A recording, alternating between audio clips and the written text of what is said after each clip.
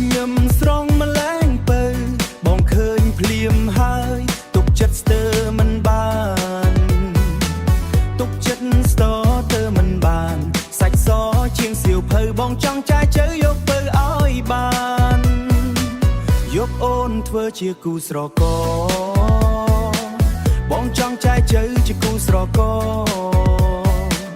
យកអូនធ្វើជាគូស្រករបងឲ្យនាងស្គាល់អារម្មណ៍សុខសាន្តបើអូននាងប្រមែនបងស្មោះជួយដើរលេងដល់ដុយបងស្មែជូនពៅដើរលេងកំសាន្តពី5ខេត្តក្រុងប៉ុណ្ណឹងស៊ីផុយបងអាចធ្វើកន្លែងទុកឲ្យអូនអង្គុយអូននឹងសប្បាយចិត្តមិនមុខស្អុយពេលទៅណាមកណាស៊ីផុយមិនឲ្យស្រីមុំអូនតោះចិត្តទេ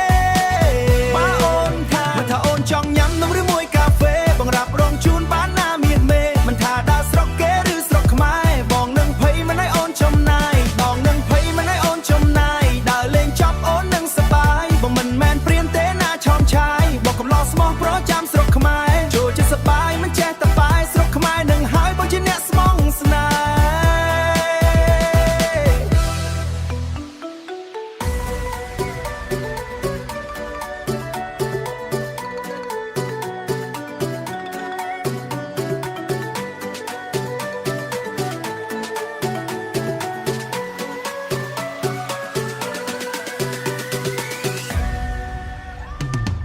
ញញឹមស្រងម្លែងពៅបងឃើញភ្លាមហើយទុកចិត្តស្ទើរមិនបា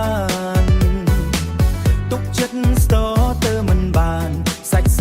ជាងសៀវភៅបងចង់ចាយជើយកពៅឲ្យបានយកអូនធ្វើជាគូស្រករបងចង់ចាយជើជាគូស្រករយកអូនធ្វើជាគូស្រករ